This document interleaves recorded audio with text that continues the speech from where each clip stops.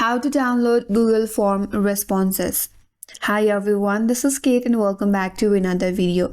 And on today's video, we will learn how we can download Google Form responses. So without further delay, let's get started with this video.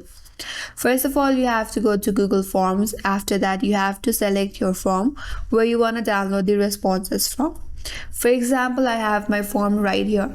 Now to get to its responses, hit towards this section at the top and click on responses. So in this tab, you will find all your responses. If you want to download your responses, tap on the three dots icon right here and click on it. From this menu bar, now you can download your responses. Click on download responses and your responses will be downloaded on .csv format. You have to open it up and extract them in order to find all your responses. Extract the file, click on extract, and once the extraction is complete, you can open up your file and then you can view all your responses. So that's the way to view or download the responses from Google Form. And that's all for today's video. Hope this video was helpful, and if you're new to our channel, consider subscribing. Thanks for watching and stay tuned for more videos.